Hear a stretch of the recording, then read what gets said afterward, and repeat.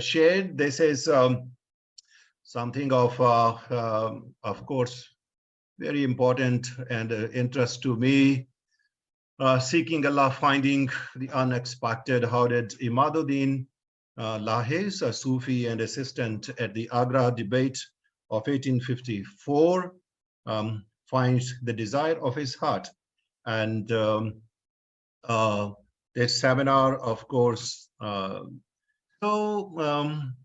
think if we just see about it, how important this person was. Imaduddin, just as an introduction a little bit, was a Indian Sufi alim and imam who vigorously opposed the Western missionaries and was an avowed enemy of Christianity. One of the most well-known Christian-Muslim encounters in the subcontinent, we know the Agra debate of 1854 between the two most eminent representatives of Christianity and Islam, Karl Gottlieb Pfander and Rahmatullah Kiranvi. He was one of the assistant Maulvis. He was converted to Christianity on 29th of April, 1866. And a story of his conversion and subsequent service to Christ and the Christian church, nascent Christian church in Pakistan, as one of the most inspiring conversion stories of all time. And let me maybe say a word that when I started off my PhD, it was not, what I ended with. I had just heard about as a young, Christian and a theologian, but I did not find any books in Pakistan about him. I had heard the name, the great name, but never knew. But when I was in Oxford, then I was put on the road to, search and find out. And, the more I read about him, the more I became enamored with him. And Imaduddin kept growing bigger and bigger and bigger. So one of the very, very inspiring stories. Many people will not know what he looks like. So, and I don't have great pictures as I searched internet, but this is how Imaduddin looked like. So one of his very important aspect of his native Christianity was that, he retained his name Maulvi. He did not change his name, as many a time convert would change their names. And he maintained his Maulvi outlook as well. And many a time he was then called a Christian Maulvi. So the importance of his conversion for missionaries, I discovered as I was searching that they were using all sort of superlatives about him as he served so vigorously. So, he was like Montgomery said, he was one of the ablest of Indian clergy. Then somebody said the most important convert in India, man of very different caliber, said Bowen Jones, an outstanding convert. This was the remarks in Church Missionary Intelligencer, and the most eminent missionary to Mohammedans. It was also said about him, the George Smith said his conversion most interesting of all, and his long life of great usefulness in the master's cause.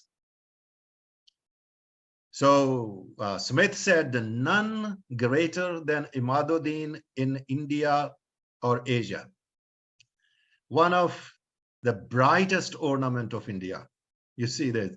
And none more remarkable convert from Islam than Imaduddin. There are other many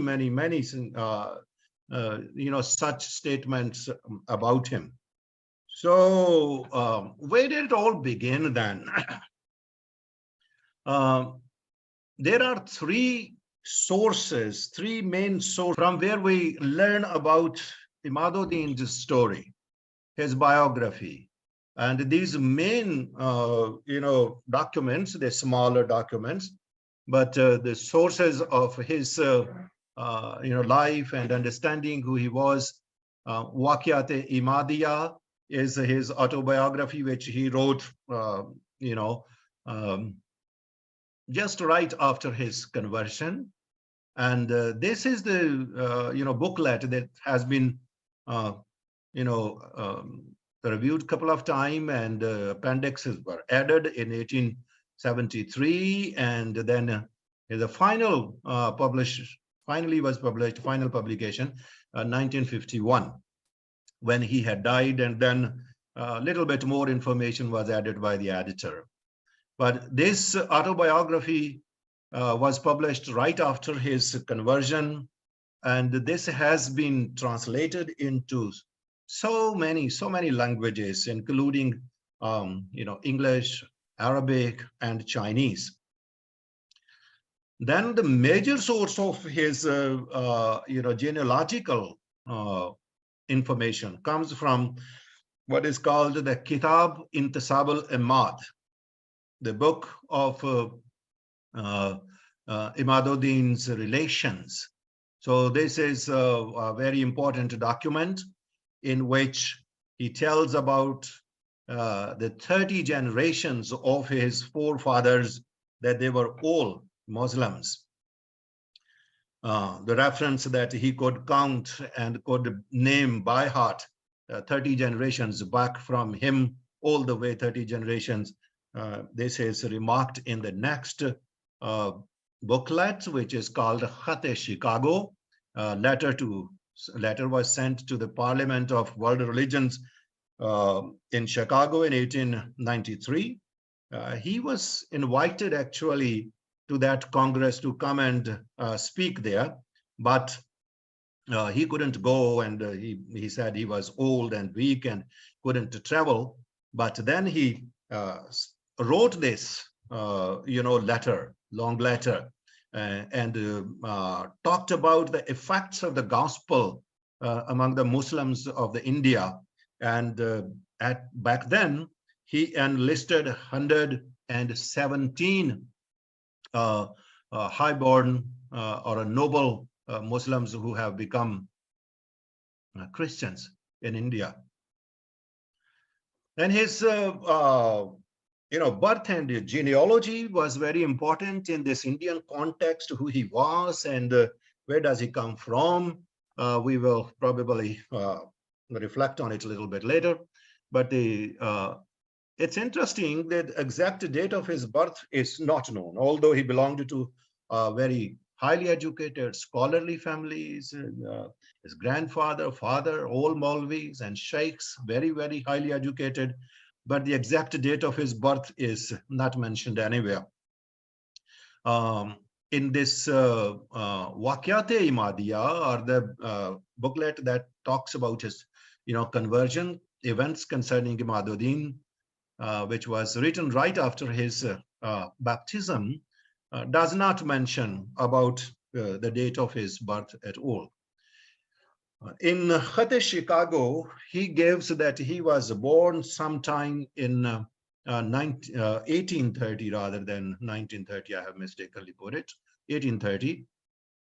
And he was born in the historic city of Panipat, which is about 95 kilometers north of Delhi, and is situated in the state of Haryana. For this connection, he was sometime addressed as Panipati, somebody from the city of Panipat, Imaduddin Panipati. He was born to an Ashraf family. Those who know the Indian, kind of caste system, it doesn't exist only within the, Hindu society. Within Muslim people, it also, there have been like Ashraf and Ajlaf and minor castes also. And that determined somebody's authority and status in the society. So in Vakyat-e-Imadiya, he gave his short genealogy and showed his relationship in the sixth generation with the famous Sufi saint Qutb Sheikh Jamaluddin of Hansi. Hansi is the city also near Delhi in the state of Haryana, Hisar district. Sheikh Jamaluddin was the son of Sheikh Jalaluddin, and his son was Sheikh Fateh Muhammad. His son was Maulvi Muhammad Sardar, and his son was Maulvi Muhammad Fazil, and his son was Maulvi Muhammad Sirajuddin, whose son I am. This is what information he gave about 6 of his forefathers. But if you read it in reverse order, then we can say it like the Imaduddin was the son of Sirajuddin, and he was the son of Muhammad Fazil, and he was the son of Muhammad Sardar, son of Fateh Muhammad, and son of Jalaluddin, and then the son of Qutb Jamaluddin. Now, these 6, forefathers, which connected him to the very, very famous, saint, Sufi saint, Sheikh Qutb Jamaluddin, who had his tomb in the city of Hansi and still being revered there. That was the immediate connection of the family he made. But then in Kitab Intisab al-Ammat, which was written 20 years after his conversion, Imaduddin embarked on tracing and enlisting his known genealogy up to 30 generations, which he said were all Muslims. Qutb Sheikh Jamaluddin, this is very important to note that he traced it back to that Qutb Sheikh Jamaluddin belonged to Imam Abu Hanifa. Imam Abu Hanifa is shown to be the lineal descendant of then King Nashirwan, who was a Persian king known as Nashirwan the Just. So he's making these connections there. Imam Abu Hanifa, who was born at the Islamic calendar 80 Hijri and then died in 150, he was the founder of the school of Hanafi school of jurisprudence and one of the finest Muslim imam who came to be known as Imam-e-Azam, the greatest imam. And the majority of the Muslims of the subcontinent are followers of Imam Abu Hanifa, and they're known as Hanafis. After the Quran, it is said that Imam, who was the greatest miracle of the Prophet Muhammad. Imaduddin shows that Qutb Sheikh Jamaluddin, was one of the descendants of Abu Hanifa, Imam Abu Hanifa. Imam's father was Khaja Sabit, and he was the first one, according to Imaduddin, who was born as a Muslim. His father was Naman al-Murzaban, and honorable Persian, coming from the Persian royalty, and he was the first one who became Muslim from the race of King Nashirwan. This eminent Ashraf lineage that Imaduddin claims, he was making now this claim for his foreign origin and relation to the Persian royalty. Muslim religious leadership of both in tafsir and jurisprudence and tasawwuf or the Sufism, because Imam Abu Hanifa was one of the most eminent imams, theologians, and jurists, and Qutb Sheikh Jamaluddin was an eminent Sufi being revered in Hansi, India. His 3 sons, Sheikh Jamaluddin's 3 sons, were also buried in the same tomb, and they were also the Qutbs in Sufi hierarchy, Qutb is one of the very highest status. Qutb Jamal came to India with the army of Shahabuddin Ghori and settled in Hansi. Now, this is all his genealogical links, not the details, because we cannot go into all those things. But he was making all these claims, and one can ask these questions, and maybe we can reflect on later why he was so keen to, enlist all his genealogy. But in you can understand that after 20 years, he have had a lot of debates, a lot of debate literature, and he had a lot of opponents and downright enemies, and they were trying to put him down and make him, look like he's not an honorable person. And they called him a Teli Kalonda, like a lad of oil presser, which were, the lower ranks of castes in Indian society, menial workers like people. And he wanted to, establish his genealogical credentials, which were very important, I think, from the perspective that his interlocutors, they were all, tracing their genealogy from either from Arabia or Iran or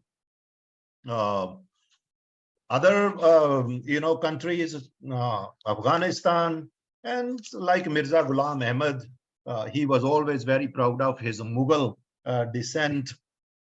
Then many others like Ali Hassan, Abul Mansur, Maulana Sayyid Muhammad, Mujtahid of Lucknow, and Sir Sayyid Ahmad Khan. You see, they were all like Sayyids and Khans and this and that.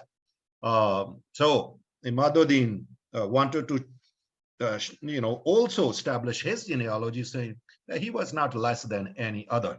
And he was also someone who has his roots not only in Sufi hierarchy, but also with Imam Abu Hanifa, and go beyond that with even Persian royalty.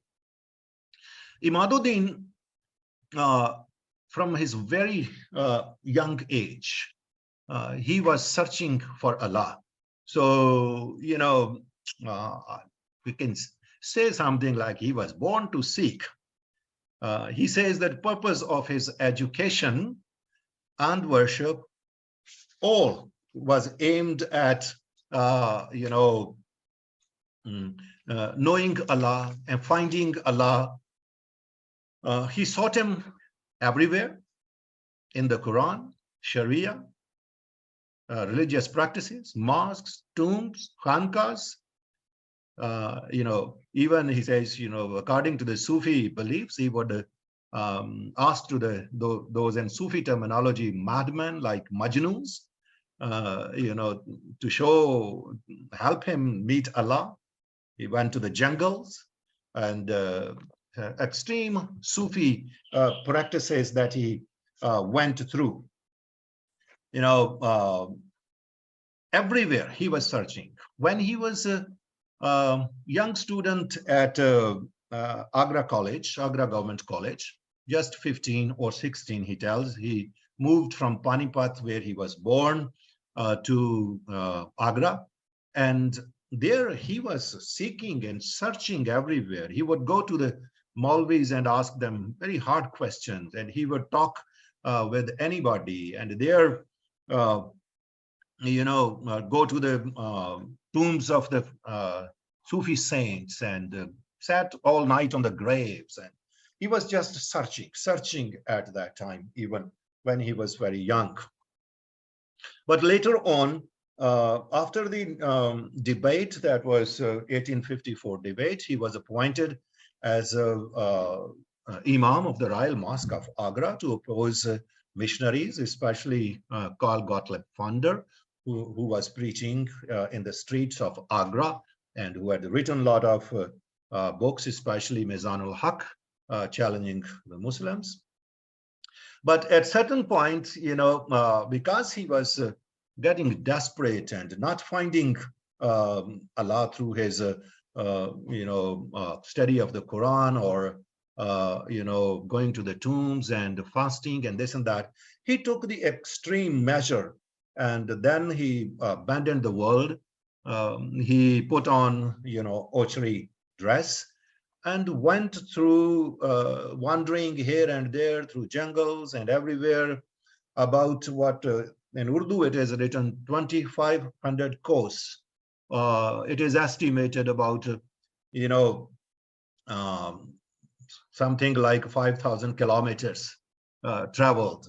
And then he came to the place called Karoli, and there he undertook what is called extreme exercises of Hezbollah Bahar.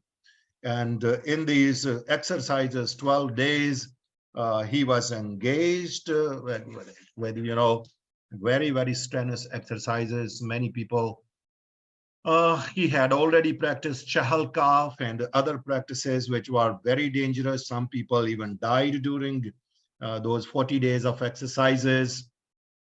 But then, he took those exercises for 12 days. He has to be on one knee, early morning, taking bath, praying 30 times, writing the name Allah on the paper and cutting it with a scissor, rolling it in the dough, feeding individually to the fish, and at the same time, practicing all those exercises to write the name of Allah on his heart. At the end of these practices, it was promised that he will meet Allah. But unfortunately, he failed, and he was extremely, extremely weak. He says he was pale. He could not stand against the wind. But people around that area, they were thinking that he is one of the awliya Allah. He's a saint of Allah. And then he was being offered a lot of gifts, and he preached here and there as well. But he was, pretty much disappointed. Why was he so much, all the time trying to search for, God, and what was happening to him? As he writes that one of the, thought always as a very young man, he was frightened. He was frightened of the day of judgment. What would happen to him on the day of reckoning? Was frightened of the judgment in hell. And interestingly, what could be actually a source of strength and consolation, it was the Surah 19, verse 71 was actually the source of his problem. He was, frightened by this very particular verse, which says, something like this, that Allah has, made this decree, and it is a decree that cannot be voided, that Allah will bring everyone to hell, and only then he might pardon some. Only then he might, forgive people. So this was a very, very difficult situation for him. What could be the, solution to it? He was trying constantly to find the way out, and this his spiritual angst. He always would cry and pray and fast, and as these things frightened him, his answer was more worship, more worship. So that's why he took these kind of extreme exercises. And of course, the love of Allah from the childhood he has, because his family roots were very religious. His father who was very old at that time when he converted. But he said always he saw his father was only sleeping the first half of night, and the rest of the night he was always worshiping.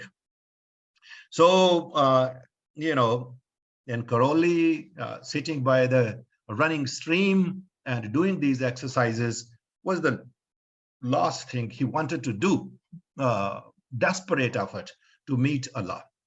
He was always looking, some ways to meet Allah and to have union with Him.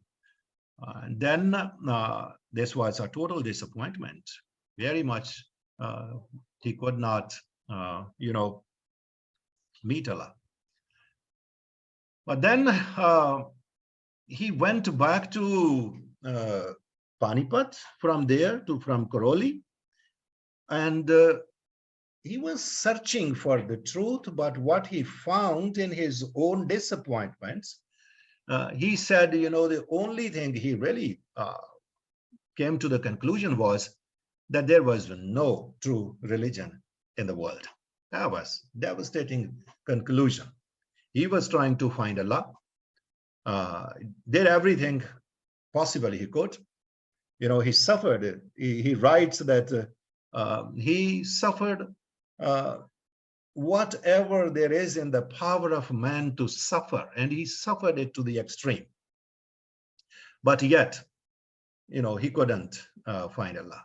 So that brought him to the conclusion in a way that there was no true religion, because Islam was the only true religion in his understanding. For almost 900 years, all his 30 generations, they were Muslims. Among his forefathers, great Sufi saints and scholars. But he was very much disappointed. Came to the conclusion there is no true religion because Islam was the only true religion, and he couldn't find Allah. Then for some time, he did not practice what he calls the Sharia, Muhammadan Sharia, Islamic Sharia, but he was still strong Muslim. His brother, Maulvi Karimuddin, he was one of the very much learned person. He was in the education department. He was head of the education Urdu department in Agra, where he was a student. He studied actually from his brother. He was a father-like brother. And then he has been promoted to become extra assistant commissioner in the education department of province of Punjab under the British government. So he invited him to come to Lahore. And in 1864, he came to Lahore, and he was appointed at the normal school, which was a teacher training school. And there he was still suffering from these issues. He was still pale. He was, in a very difficult situations. And describing his situation still in Lahore, he wrote these words.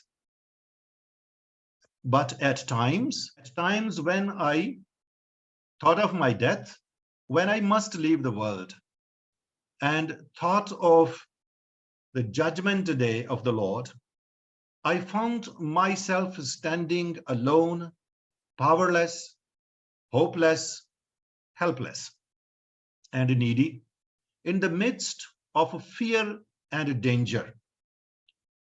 So great agitation used to come over my soul that my face remained always pale, and in my restlessness, I often went to my chamber and wept bitterly. I was so perplexed that at times I used to tell the doctors that it was some disease that made my mind restless against its will, and that I might someday kill myself. Tears were my only relief. Doctors used to give me different kinds of medicines that did no good at all. only angered me. So, you know, he was still suffering from all this after having gone through so much pain and suffering, and um, you know, not not finding God as yet.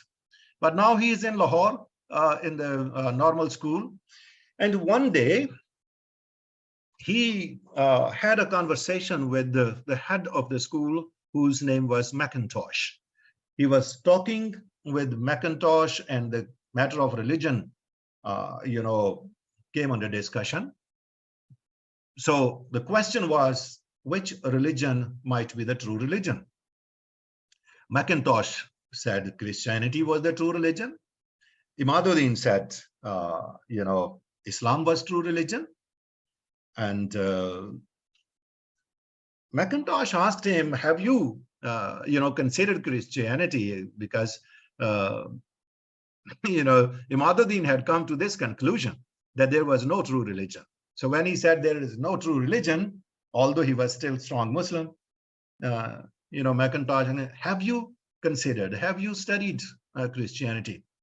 The first he said, yes, I have, but it's not true religion. But as Mackintosh pressed him, have you really studied Christianity? Truly studied it? So that kind of, you know, pressed him, and he said, no, but I have studied, you know, the apologetic literature, which of course was written by Ali Hassan and Imaduddin's very close friends, Rahmatullah Kiranvi and Wazir Khan, because when they were writing Ijaz-e-Iswi and other books, and they were preparing to challenge, you know, Karl Funder, he was very close to them. Every evening, he said, he was used to sit with them and knew, you know, how they were preparing that book to counter Funder. So he had read all those literature, but Mackintosh said to him, but what will you answer God? What will you answer Allah on the day of judgment? You are not a researcher. You are not a muhakkak in Urdu. You are a muqallad. You are just a follower. You are buying what others have said. You have not done it. So, you know, immediately the connection with hereafter, what will you tell Allah when he will ask you? So he said, well, I have not really studied Christianity directly. It's apologetic literature, but he promised to do research sincerely, and even asked him, okay, if Mackintosh will help him to understand the Bible. Exactly at that time, the news of Maulvi Safdar Ali, who was his college friend from Agra, and he was, you know, very staunch and you know, Imaduddin says very bigoted and kind of a pious Muslim. And when he was in Agra, actually, at one time, Imaduddin had certain questions about the religion, and it was Safdar Ali who persuaded him, you know, not to go to Christians and not to think about things, study Islam more. But now the news came that Maulvi Safdar Ali has converted to Christianity. You know, it was unexpected talk with Mackintosh, and it was absolutely unimaginable, unexpected news that Safdar Ali would have become Christian.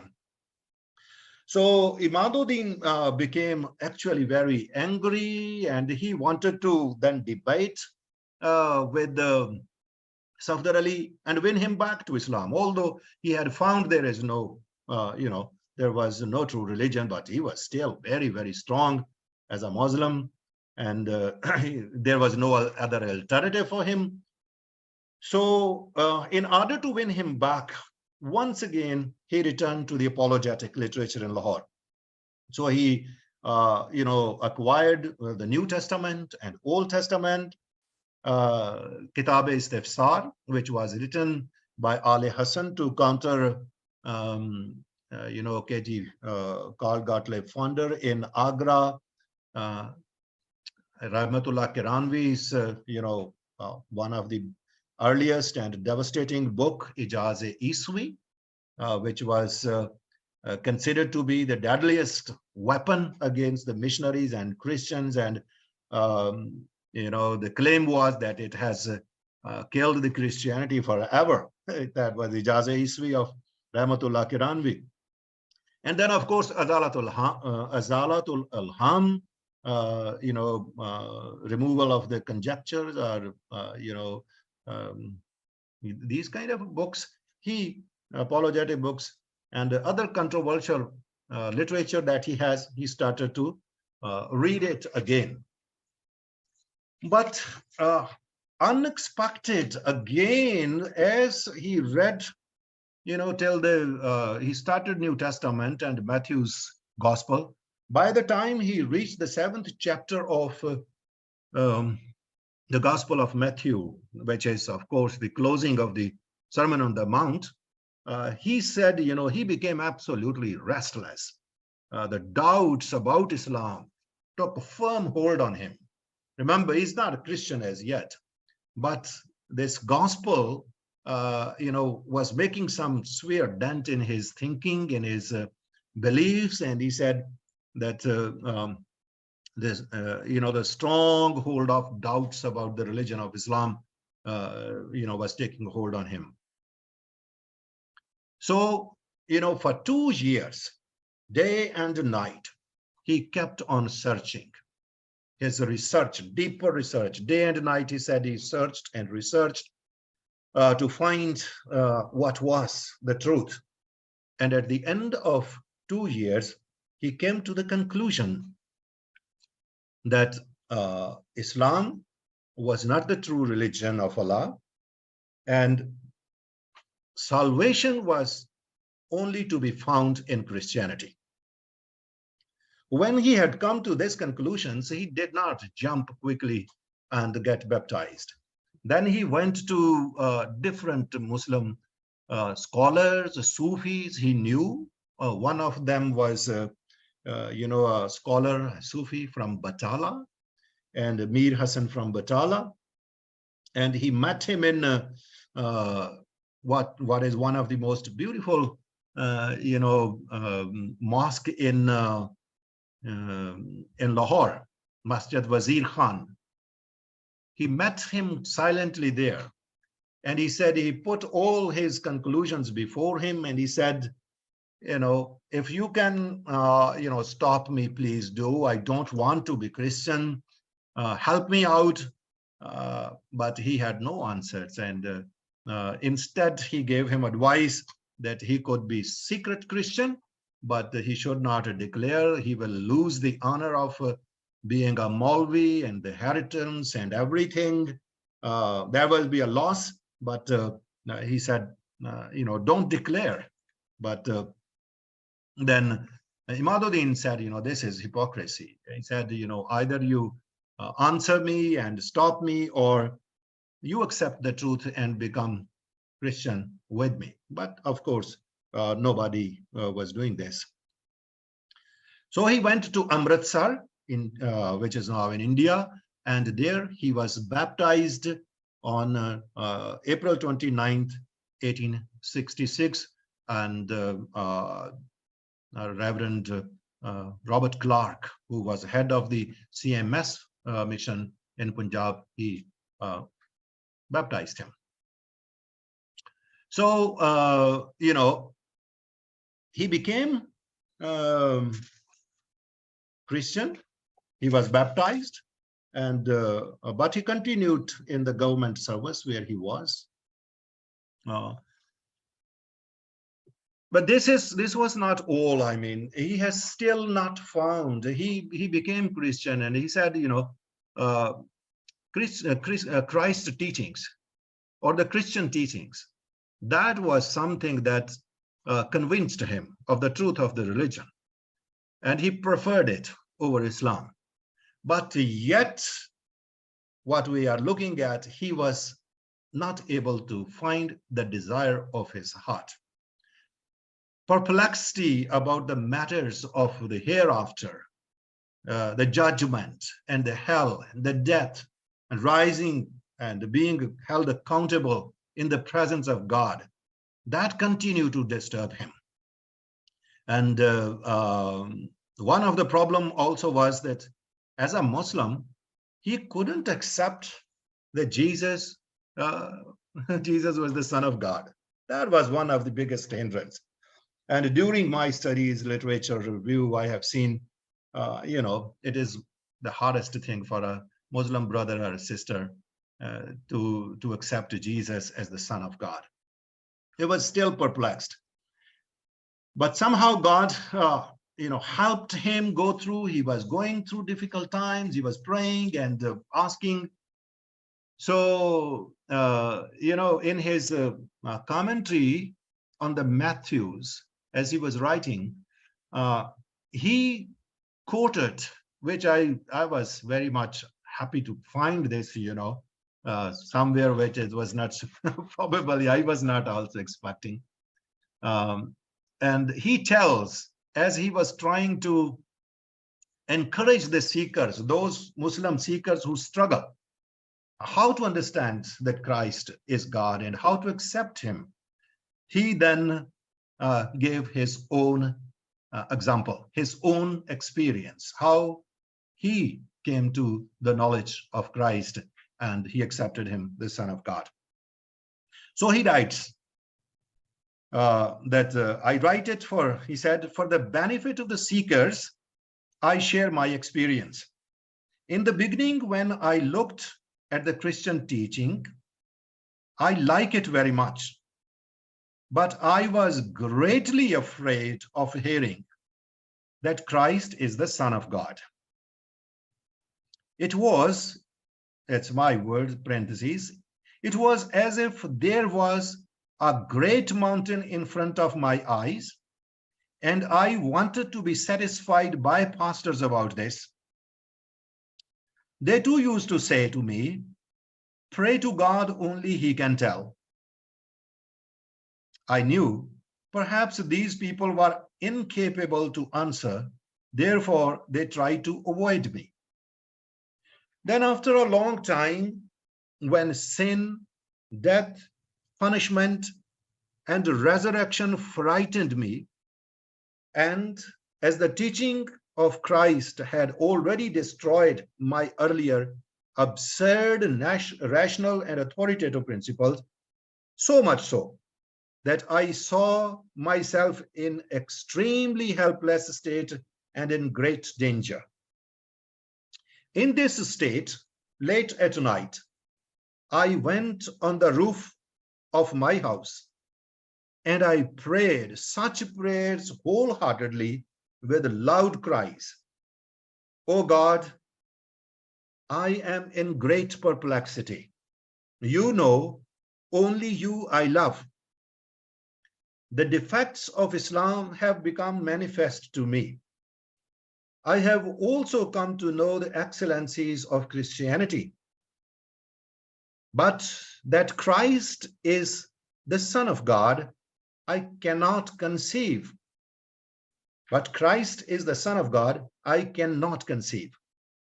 If this is true, then I am here to accept it.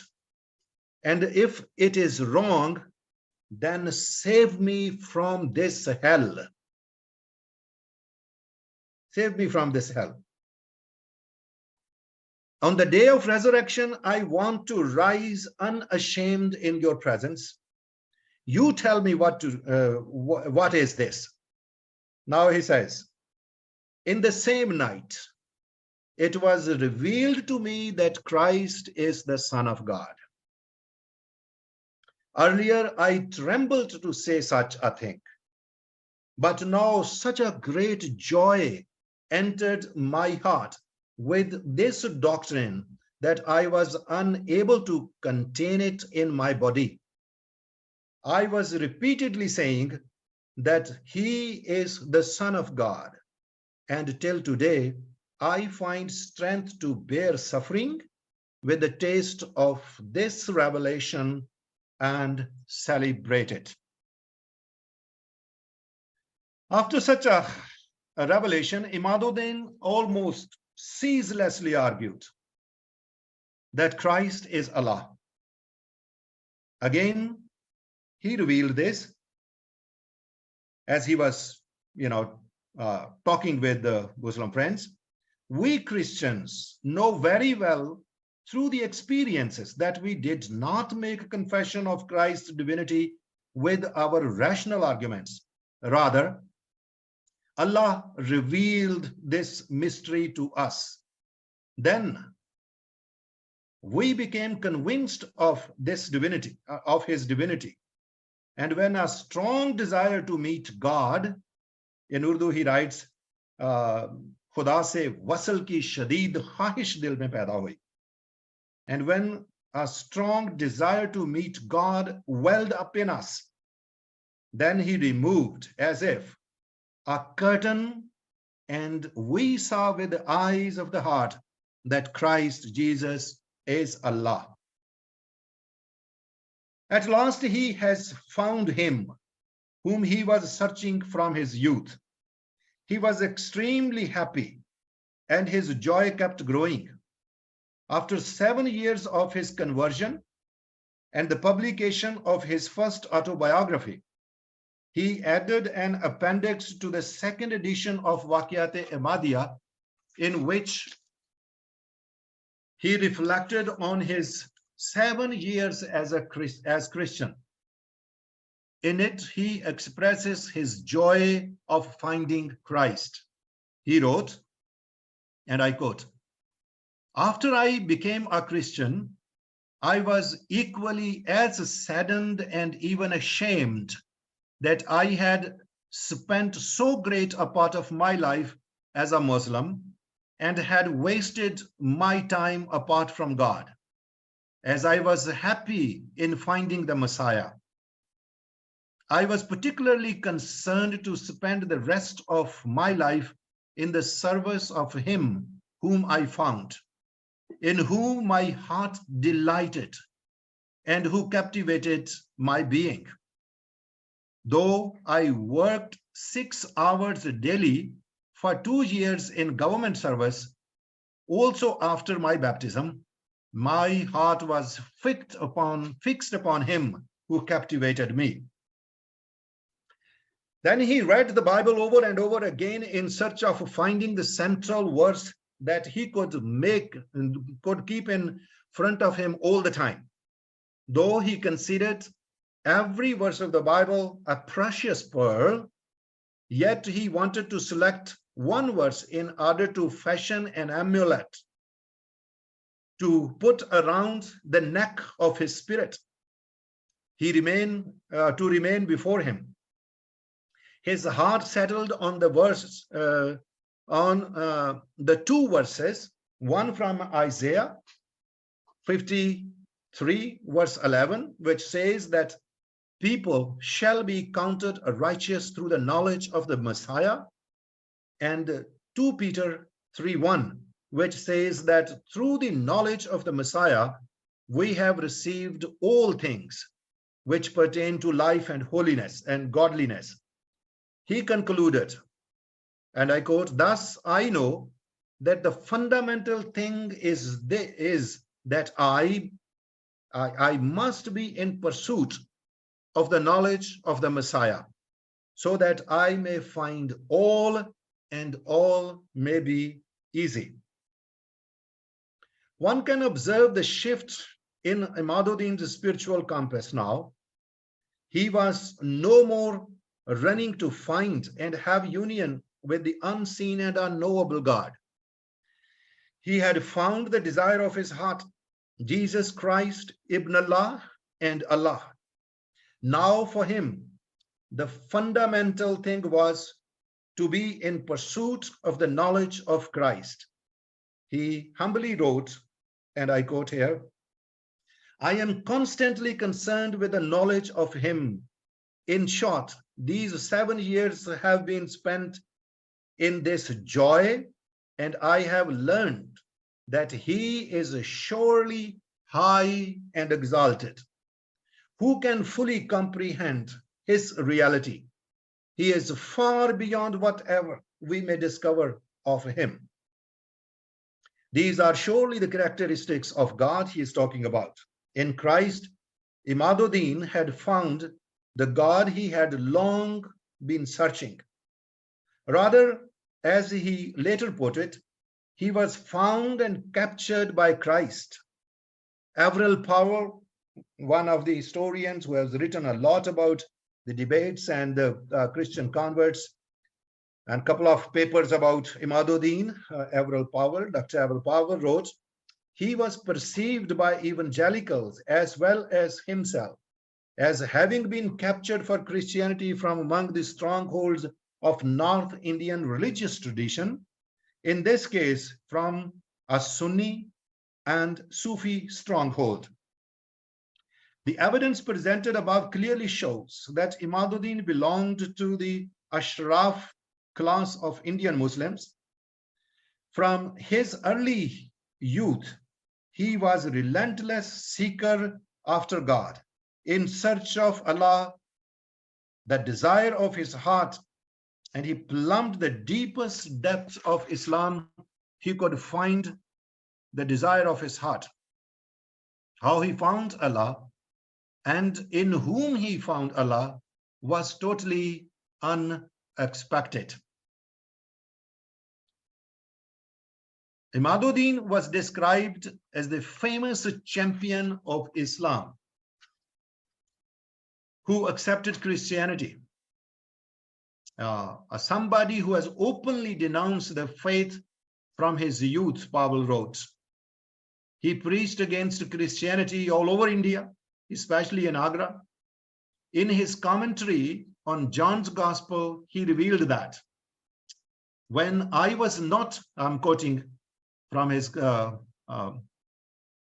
commentary on the Gospel of John, when I was not a Christian, I was used to say to my friends that even if all things of the law of Christianity were to be proved true, Sharia, Masihi Sharia, he said, it might be true, but how could it be proved that Christ Jesus is God? That was his argument always. Everything else might be true, but how could it be proved that Jesus Christ is God? But now, he says, but now I testify before God that Jesus is Allah, and this mystery is revealed to me when I have come near to him. It appears from the above statement that Imaduddin was particularly against the doctrine of the Trinity and divinity of Christ. His autobiography shows that he opposed Christianity with all his power. The last version of his Waqiat-e-Madiyah, 1951, page 11, it says, would he find Allah in Christ was absolutely beyond his widest imagination. It was important that he had found God, but it was equally important where did he find God. It was in the pages of the New Testament that he met God. His missionary colleagues testified to that end. Reporting about his death in October 1900, a missionary who has worked very closely with him sent this message, which was published in the Missionary Intelligencer. In the Missionary Intelligencer,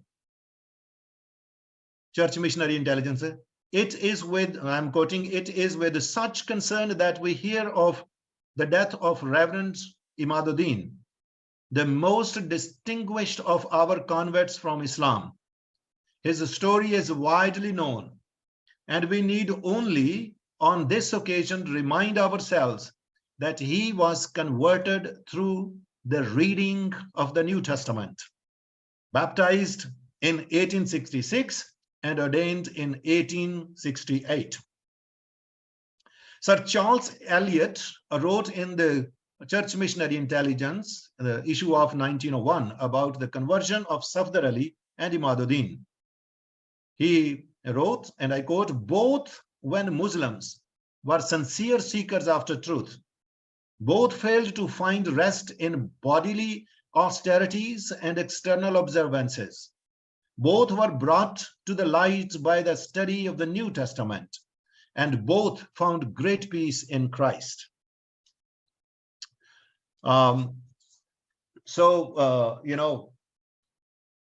This is one of the also arguments. I don't want to go into that, whose convert he was, but clearly the New Testament was the text that won him.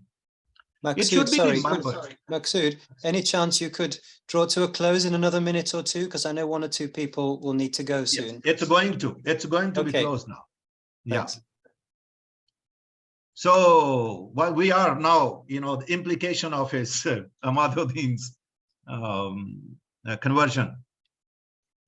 So we can see, a little bit. It should be remembered that Agra Munazara, where Ahmaduddin served as an assistant Maulvi, as it generally understood, was won by the Muslim Manazars, the debaters, by proving, as it were, from the works of European biblical criticism that the Bible had been totally corrupted and was utterly unreliable. It would appear that in the face of the conversion of Safdar Ali and Ahmaduddin's, that they were convinced through the New Testament, through reading the New Testament, Rahmatullah and Wazir Khan's argument for the tahrif, for the corruption of the Bible, and their European authorities stood condemned. Both of them had heard their argument at the Munazara, 1854 Agra Munazara, and considered their arguments in their books as well. Ahmaduddin's conviction came through the New Testament, which in turn appears to convince him of its unadulterated inspiration in such a way that he would never again doubt of its divine origin and textual integrity. Trust in the integrity and authenticity of the Bible would become the first and extremely important step toward Ahmaduddin's knowledge and acceptance of the divinity of Christ and Trinity. From his childhood as a Muslim, he had rejected even the possibility of Christ being the Son of God. As a Muslim apologist and a close friend of Rahmatullah Kiranvi, who had written a couple of books to refute the divinity of Christ and Trinity, he could never accept Christ as the Ibn Allah and Allah. But the Christ's revelation removed all his doubts, and he received unshakable belief in the divinity of Christ. Centuries-old Muslim argument that Christ was a mere man and a prophet like other prophets also stood condemned and refuted forever for Ahmaduddin. He became fully convinced of the uncorrupted and divinely inspired Bible and the divinity of Christ, and spent his whole life defending and propagating the Christianity. So thank you very much.